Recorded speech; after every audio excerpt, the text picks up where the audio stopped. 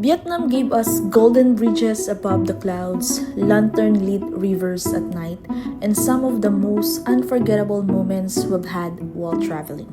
From Da Nang to Hoi An and Bana Hills, this trip was packed with beautiful places, great food, and memories we'll treasure forever.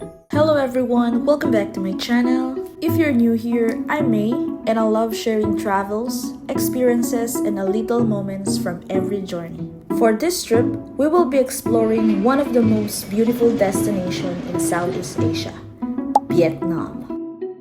Over the next few days, we'll be visiting Da Nang, Hoi An, and the most famous Bana Hills. So come along with us. Our Vietnam adventure officially began as soon as we landed at Da Nang International Airport.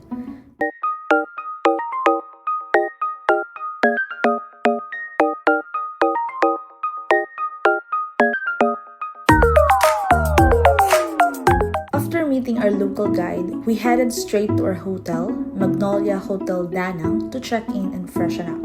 Since it was already quite late, we decided to take it easy and simply rest for the exciting days ahead. Sometimes, the best way to start a trip is by slowing down and preparing yourself for the adventure. Day 2 were easily one of the busiest and most exciting days of our trip.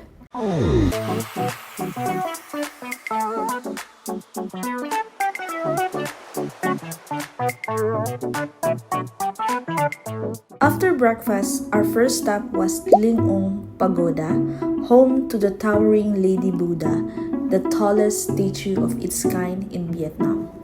Next, we visited a local silk factory where we learned a little about Vietnam's long tradition of silk production.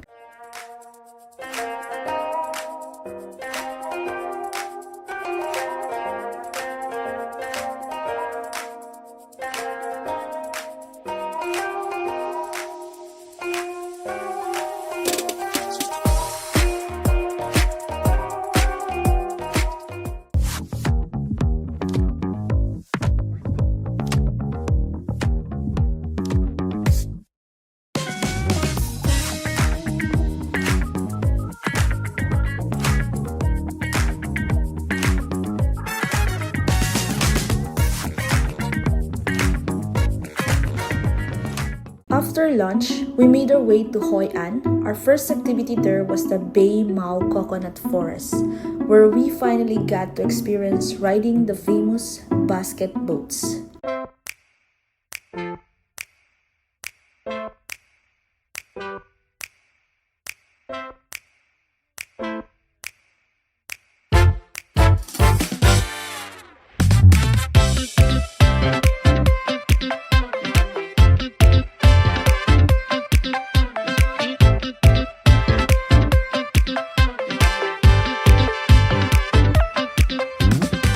It was fun, a little wild, and definitely one of the most unique experiences we've ever had. Then came one of my favorite parts of the trip, Hoi An Asian Town.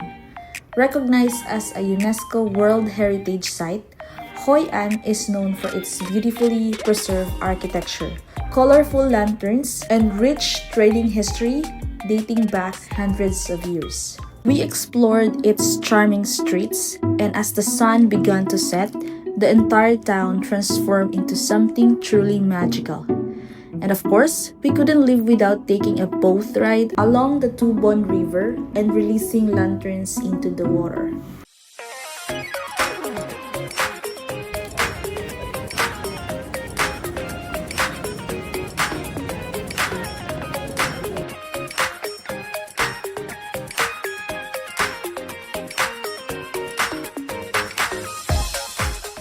It was peaceful, beautiful, and honestly one of those moments you just have to experience for yourself. After dinner, we headed back to Da Nang, tired but incredibly happy.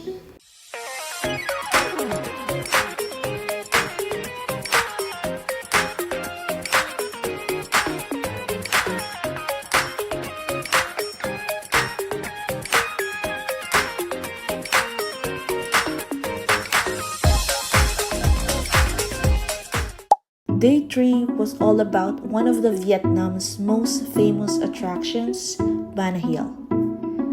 On the way, we passed some of the Da Nang's iconic landmarks, including Dragon Bridge, Han River, and Love Bridge.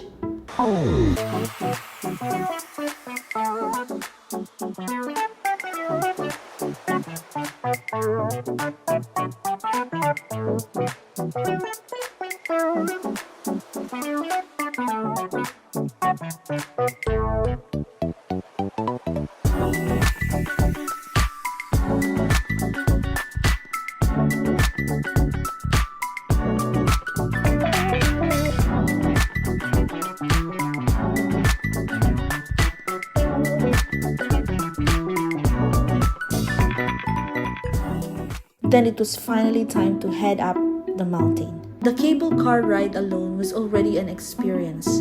In fact, Bana Hills is home to one of the longest non-stop cable car systems in the world. As we climbed higher, the views became even more stunning. And then we finally arrived at the famous Golden Bridge. Walang makikita, it's all fog. It's all fog.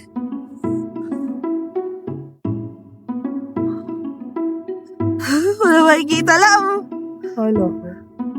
Wala.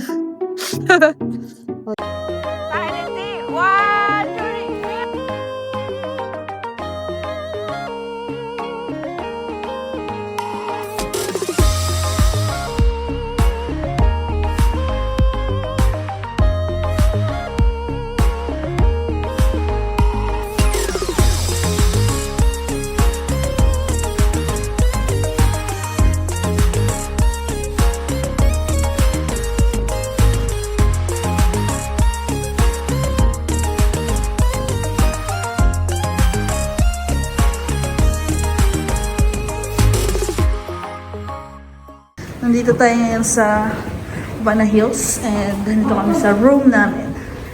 So yeah, ito yung room namin, 6315. And check that. Oh, look at that. And it's amazing how tagal lang. Wow!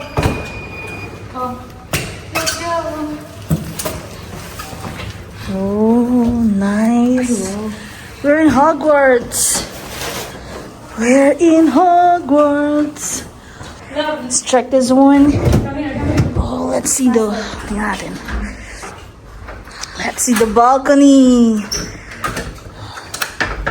Whoa, fog. Grabe, wow. We're in Hogwarts, guys. Look at that. Look at that. We're at Hogwarts. Yan siya, oh. Kaso lang, sobrang daming fog. Yan, sobrang ganda, beshi. Just like that, our Vietnam adventure was coming to an end. If you like this video, please give it a thumbs up, share, and subscribe to my channel. And see you on our next adventure.